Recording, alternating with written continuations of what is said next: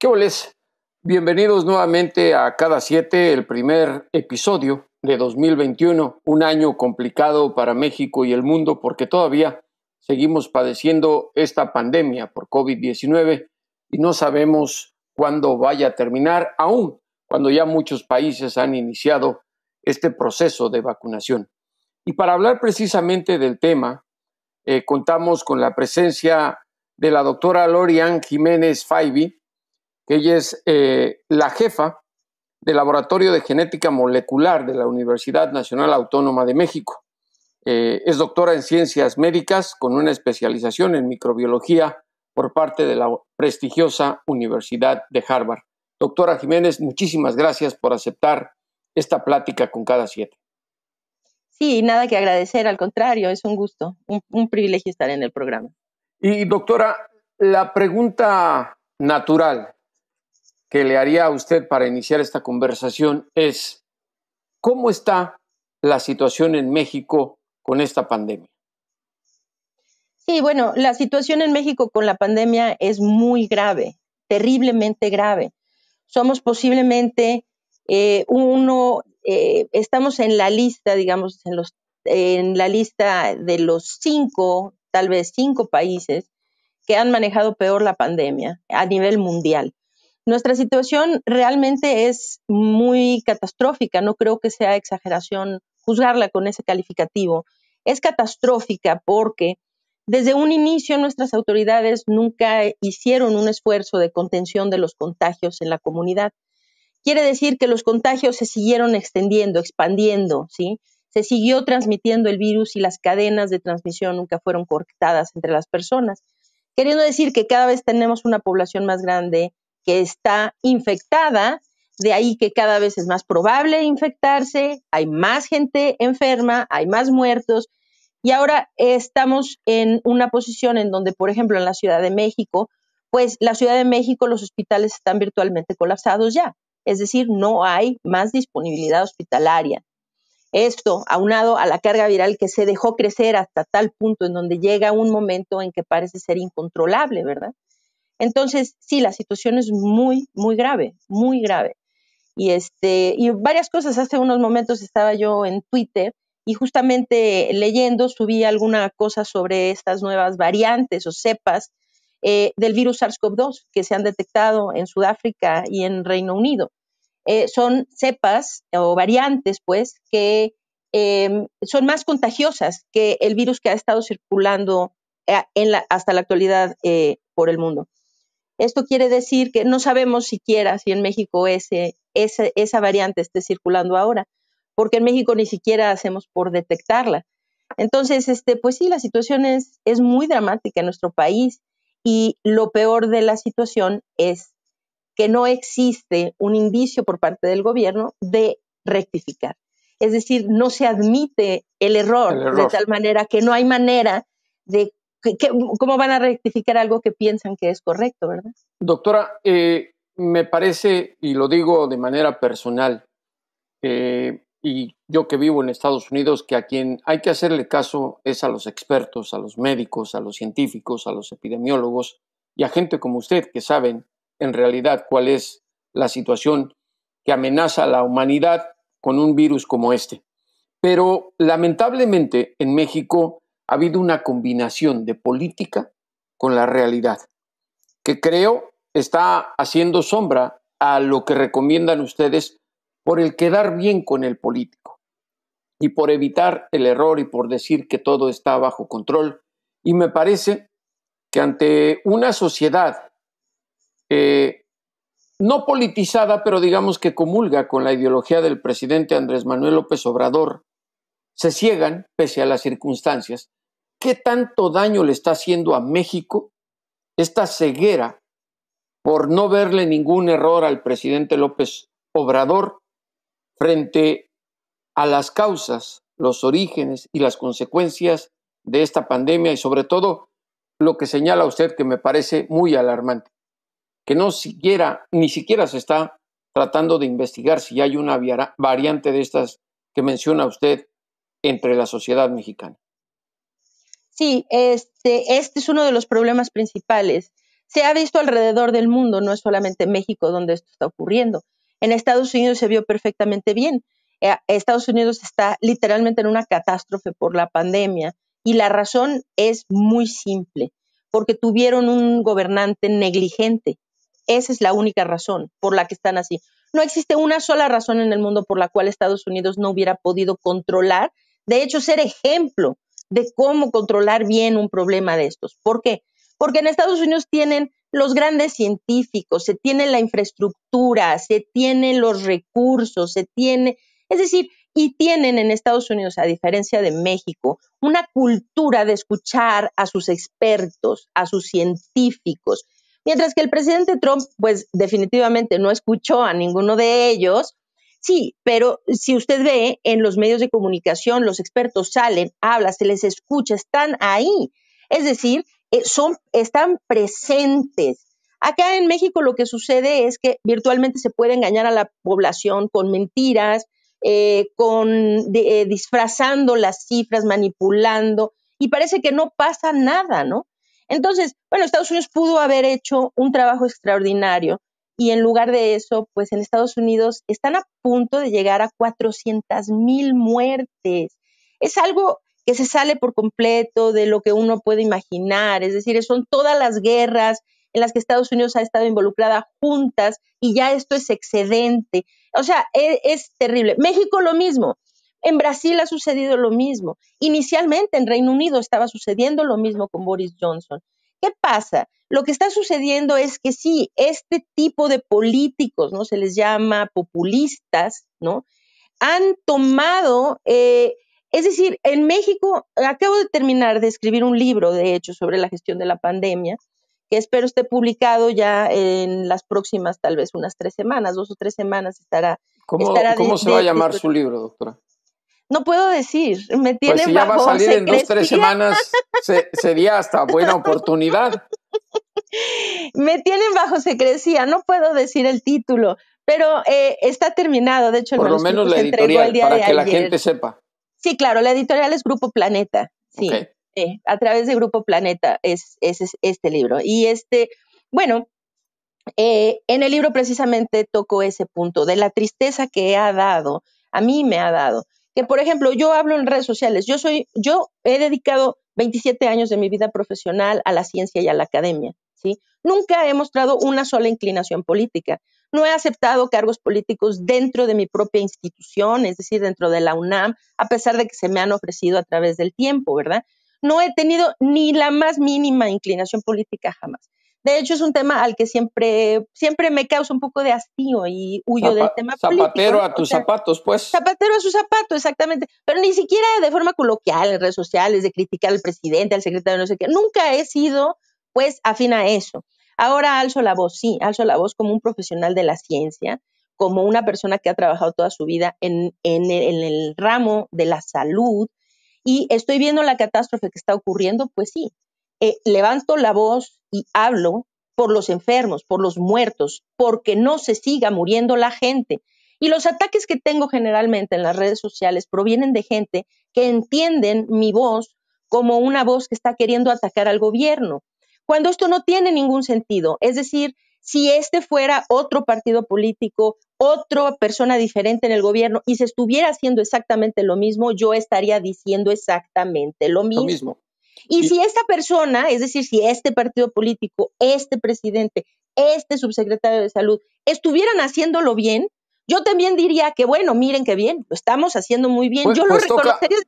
Toca un punto clave, porque justo esta semana el presidente López Obrador salió en la defensa del subsecretario Hugo López-Gatell, que es correligionario suyo de la UNAM, y dijo que pues tenemos hasta la gran suerte en el mundo de contar con él. ¿Qué tanto nos está mintiendo López-Gatell a los mexicanos con esta crisis de salud pública?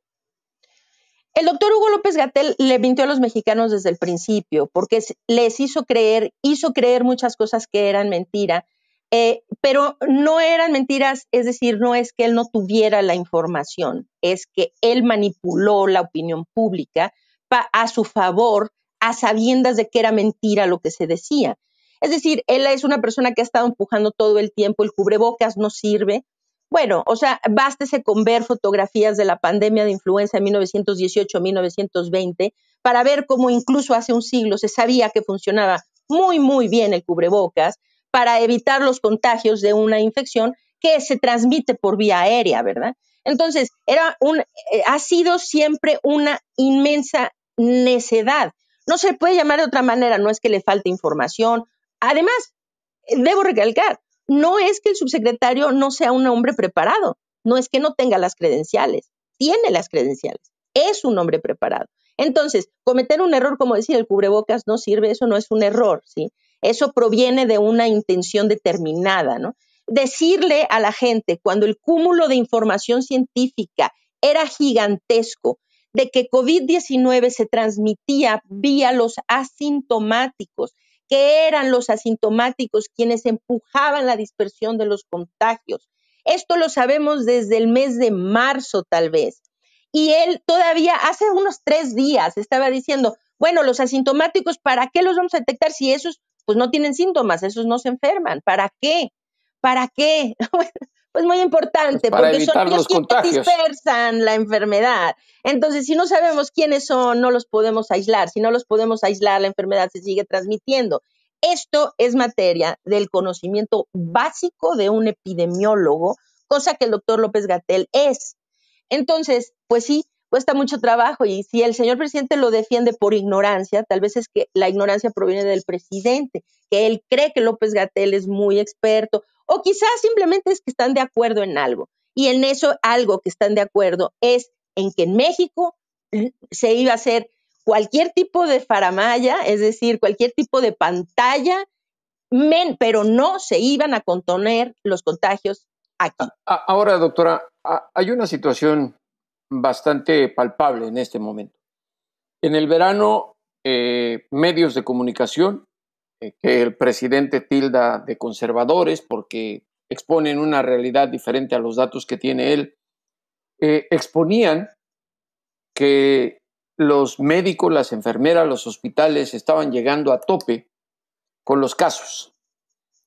El número de muertos estaba aumentando. Estamos en una época crítica. En Estados Unidos, esta semana hubo un día donde se registraron más de 4,000 muertos en 24 horas. En México, en realidad, no sabemos cuántos muertos hay cada día, porque las cifras que da el gobierno no son precisas. ¿Y por qué lo digo?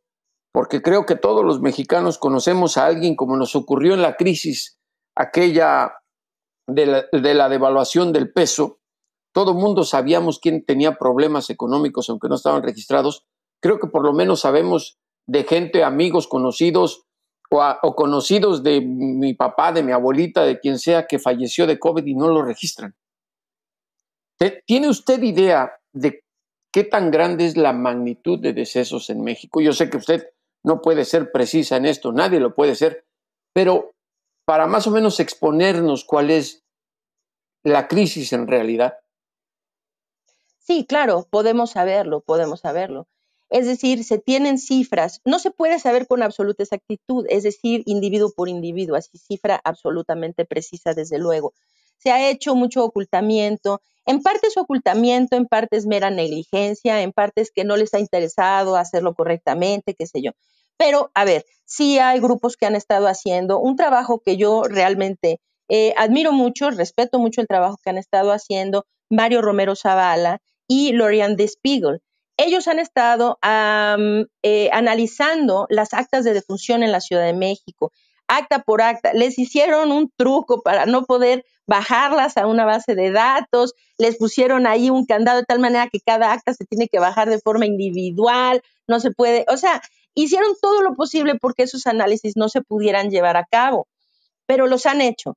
Este último análisis que hicieron corresponde hasta el 20 de diciembre y en realidad las cifras pues son atroces.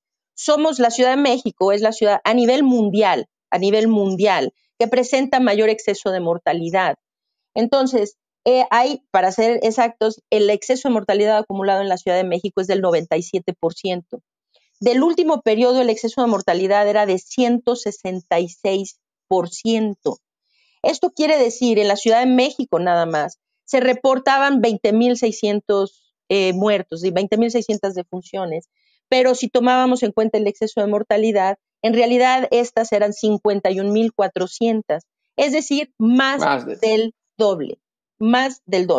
De ahí, Mario Romero y Florian Despiegel hacen un cálculo y ahorita el factor es de 2.5, queriendo decir que, digo, esto lo podemos hacer muy rápidamente. El día de ayer en México desde luego, no es absolutamente preciso porque no se tienen las cifras, digamos, de exceso de mortalidad en toda la República Mexicana, porque otra vez es ocultamiento de información. Claro. No se da esa información porque pues a la gente no le conviene que uno se entere, ¿verdad? Pero ayer a nivel nacional se estaban reportando 132.069 defunciones, con el factor de 2.5, que no es sacado del aire ni de la manga, sino que es calculado con base en las actas de defunción, ¿verdad? Si multiplicamos esa cifra, tenemos un total de 330.172 muertos. Queriendo decir que si lo viéramos a nivel el mundo, el panorama mundial, eso nos coloca en el segundo lugar detrás de Estados Unidos. Quiere decir que es Estados Unidos, México, después Brasil, después India. India le ha ido muy mal y estamos a nada de rebasar a India en términos del número de muertes. Quiere decir, bueno, no hay un solo indicador que diga que hay algo que se ha hecho bien en México.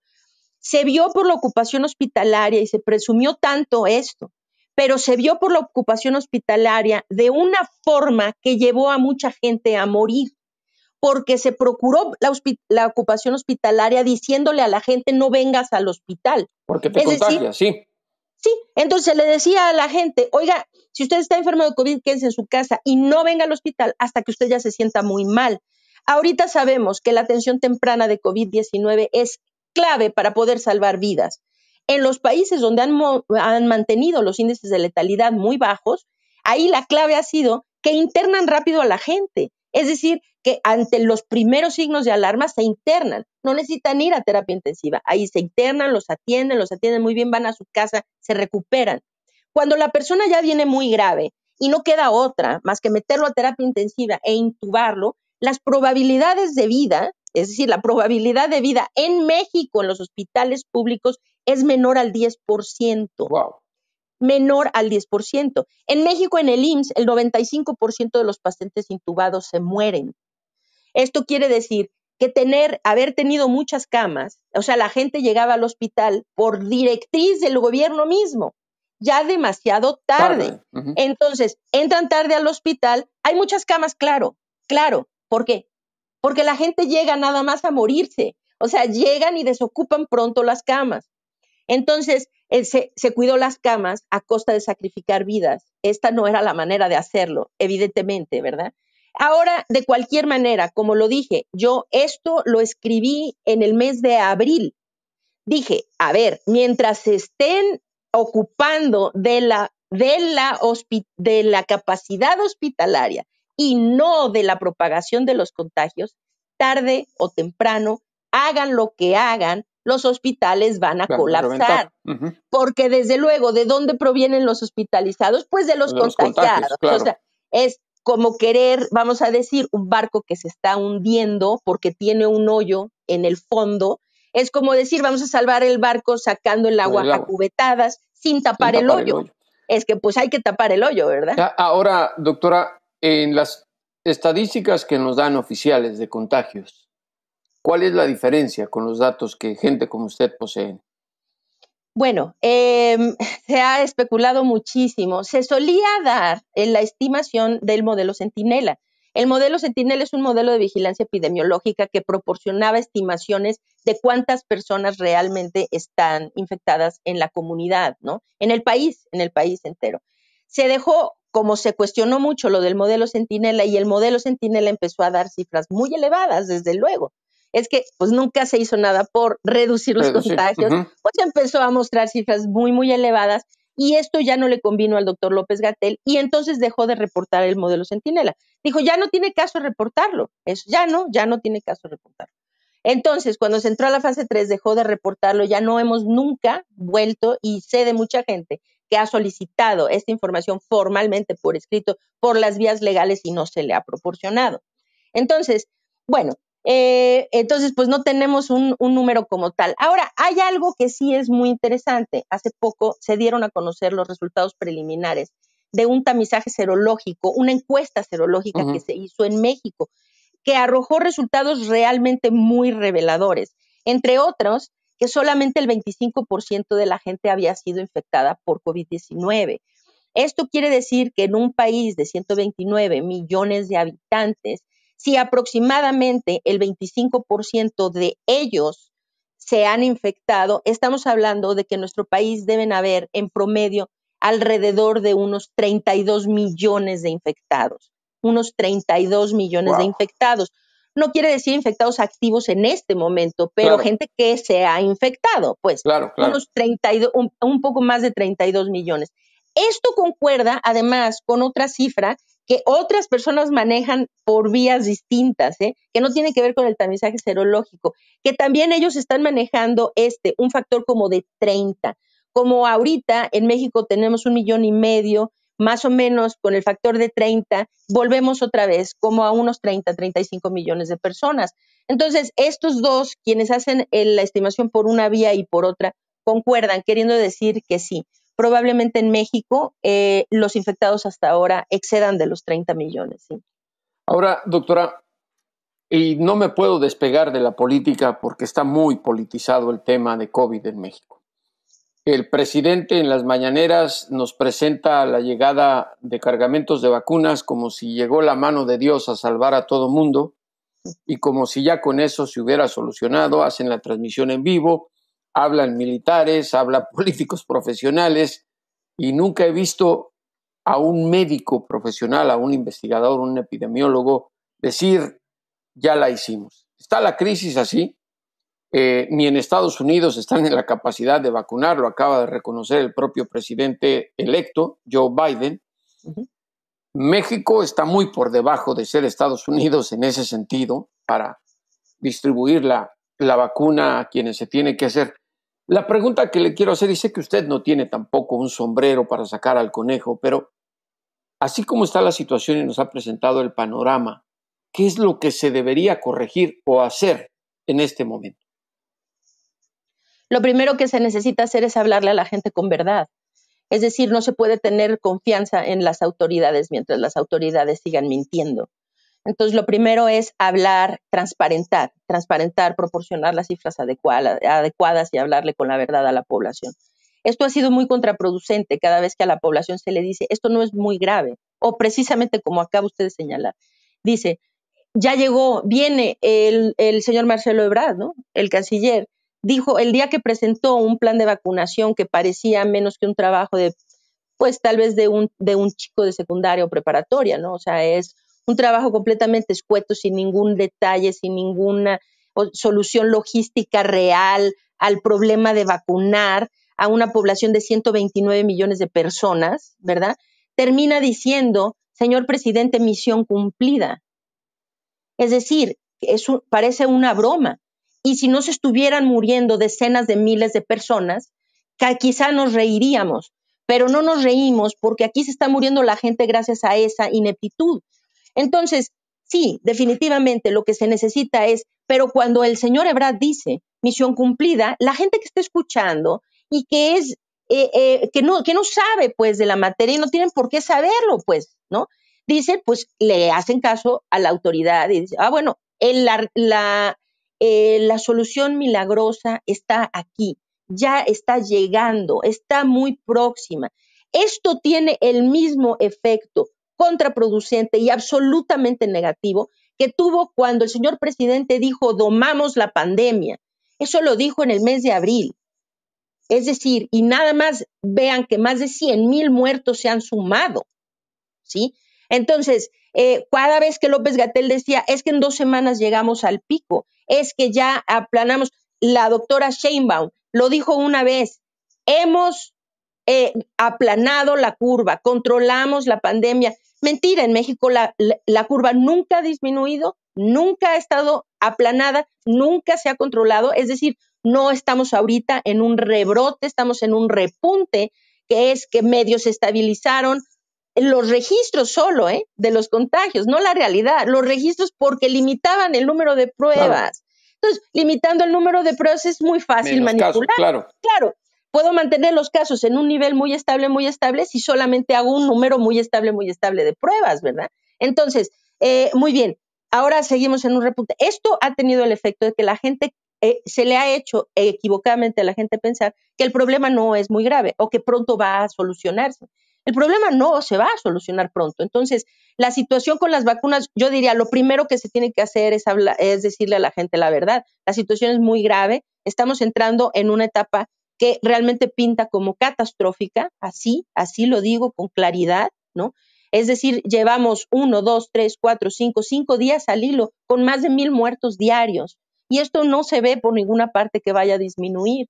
Entonces, eso primero. Segundo, lo que es muy importante, tarde o temprano, en Estados Unidos se va a ver y me va a dar tanto gusto, no solo por mis vecinos del norte, mi familia es de allá, yo tengo una parte de mi corazón en Estados Unidos y todo el tiempo les estoy echando porras porque esa situación se les componga.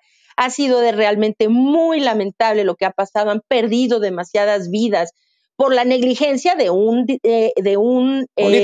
político. Así de fácil, ¿no? El día que salió del hospital y subió las escaleras de la Casa Blanca y en el balcón central se arrancó la mascarilla, pensé, de verdad, es una imagen que nunca se me va a olvidar. Dije, nunca he visto a un político hacer algo más patético que esto. Lo que hizo fue arrancarse la mascarilla y decir, ya no nos va a importar la pandemia. Y desde ahí para acá, pues sí, Estados Unidos va a llegar a más de 500,000 de muertos en unos pocos semanas, ¿no? Entonces, bueno, ahora, ¿qué se necesita hacer? Lo que va a hacer Joe Biden entrando, yo estoy casi segura, yo no le apuesto a ningún político, porque pienso que todos ninguno me cae bien en realidad, o sea, pero sí lo ha dicho, que lo tiene como su prioridad principal, llegar a controlar la pandemia. Entonces, pues claro, va a acelerar el proceso de vacunación, que van muy lentos para las proyecciones que tenían de qué tan rápido iba a ir su proceso de vacunación. Estoy segura que encontrarán las formas logísticas de hacerlo. Para ellos es más sencillo que para nosotros, porque pues tienen la infraestructura, necesitan nada más solucionar esa logística. Ok, y lo otro es esto, no han hecho adecuadamente la estrategia de contención completa. Estados Unidos sí hace muchas pruebas, es verdad, siempre ha sido el país que ha hecho más pruebas en términos de números absolutos de pruebas, ¿no? Pero hacen las pruebas, pero no hacen buen rastreo de contactos, no hacen programas de aislamiento de los positivos y no les ha permitido esto cortar las cadenas de transmisión. La doctora Birch y también el doctor Fauci estuvieron hablando de esto desde que los pusieron en aquel COVID Task Force, ¿no? Sí. Pero no hubo nada que hacer porque se les contradecía en todo, no se les hacía caso, se salió todo de control. Bueno, ahora entrando, claro, la labor que van a tener va a ser ahora todavía más complicada, porque ahora están tomando la situación desbordada, o sea, ya completamente fuera de control. Pero lo van a hacer, que es contener los contagios, obligar a toda la población a portar el cubrebocas, a hacer más pruebas, a hacer rastreo de contactos, a aislar a los positivos. Es decir, y poco a poco lo van a ir haciendo. Esto mismo es lo que se tiene que hacer en México. Doctora, y se nos está terminando el tiempo. Brevemente quisiera que nos calculara usted cuándo considera que en este 2021 México podría decir saltamos la crisis después de un proceso de vacunación. No antes de finales de este año, no antes de finales. Cuando hablo finales, bueno, Estados Unidos había calculado con el plan inicial de vacunación que ellos alcanzarían el porcentaje crítico de vacunados, que la meta es llegar al 70% de vacunación de la población. Entonces, que ahora hay que tener mucho cuidado porque con estas cepas nuevas contagiosas, ese 70% se nos está yendo arriba del 85%. Cuidadito, pero esperemos, ya se están dispersando estas cepas por el mundo. Si es así, pues tendremos que subir ese porcentaje a 85%. Pero bueno, en el 70% Estados Unidos, que sí, realmente en Estados Unidos hay que reconocerlo, armaron una estrategia de vacunación muy seria, muy seria. Es decir, con todos todos los puntos sobre las Is, y no se les fue una, ¿no? O sea, todo solucionado, e incluso así van atrasados con lo que pensaron que iba a suceder, porque es realmente un esfuerzo logístico titánico, el más grande que ha visto la humanidad. Esa es la verdad, el esfuerzo logístico más grande. Se quiere vacunar al 70% de la población mundial en un cortísimo plazo. Esto es muy, muy, muy, muy complejo. Bueno, Estados Unidos estaba calculando que llegarían a ese porcentaje crítico en septiembre. Antes de llegar al porcentaje crítico ya se debe estar empezando a sentir más o menos una mejoría en la tendencia de la pandemia. Es decir, cuando se tenga el 45, el 50% de la población vacunada, tal vez empiece a sentir una mejoría en términos del número de contagios diarios y muertes diarias y esto, pero no antes de eso. Estados Unidos pensaba llegar a eso en septiembre del 2021. Si Estados Unidos pensaba septiembre del 2021 y van atrasados, pues no hay manera de que en México pensemos que lo podemos hacer antes, ¿verdad? Entonces, pues yo diría, si llegamos en diciembre de este año, tal vez enero, o el primer trimestre del 2022, tal vez, primer trimestre del 2022 o finales de 2021. Pero sí, es un proceso que todavía va a llevar mucho tiempo, y esto es un error tras error, porque si a la gente se le hubiera dicho, claro, todos queremos tener esperanzas, todos necesitamos amanecer y no sentir qué barbaridad, bueno, ya no hay nada, todos nos vamos a morir, no, a ver, claro, las vacunas tienen que ser un motivo de esperanza, de alegría, es algo extraordinario que tengamos las vacunas aquí, eso está padre, sí, pero necesitamos verlo con claridad, sí, pero nos va a tocar hasta dentro de unos meses, y mientras eso pasa, la gente se sigue enfermando, la gente sigue muriendo. Y, o sea, ¿y qué podemos hacer mientras? Pues esto, ¿verdad? Prevenir el contagio, eso es lo que podemos hacer. Entonces sí, vamos para muy largo todavía.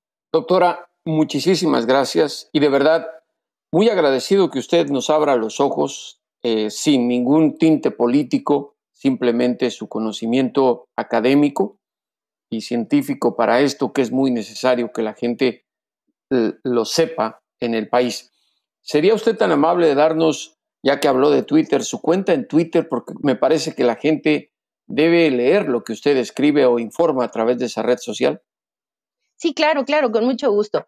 Bueno, para seguirme a mí estoy en @L Jiménez Faibi. Es Jiménez con X al principio, Z al final, y Faibi, mi segundo apellido, que es F, Y, V y latina E. L Jiménez Faibi, estoy yo.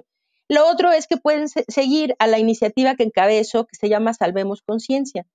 Salvemos Conciencia es una iniciativa que fundé junto con un grupo de médicos y científicos precisamente para hacerle frente a la pandemia, en donde orientamos a las personas de forma gratuita en términos de cómo prevenir el contagio, de cómo cuidarse de COVID, de cómo cuidar a un enfermo en casa, todas las medidas, y estamos a punto de lanzar una plataforma de atención temprana de COVID-19 a distancia, gratuita para la población que tanto lo necesita. A través de Salvemos Conciencia damos mucha información sobre COVID-19, así que si quieren seguir a Salvemos Conciencia, creo que por ahí pueden obtener información muy útil, que es, y lo mismo en todas las redes sociales, es @ en Twitter es salvemosorg, la página de internet es salvemosconciencia.org, y en todos lados como Salvemos Conciencia, en YouTube, en Twitter, en Facebook y en Instagram. Sí. Muchísimas gracias, doctora, y estaremos muy pendientes de su libro. Y bueno, a toda la gente, por favor, pongan atención a lo que nos dicen los expertos, los científicos, los médicos, los epidemiólogos, y a los políticos siempre hay que tomarlos con un granito de sal. Y ahora sí, síganos a todos en Cada 7, en nuestras plataformas, en Instagram, en YouTube, en Twitter, en Facebook, en Spotify, y como siempre, el llamado a los políticos y a los criminales: devuélvanos al México que nos arrebataron. Gracias.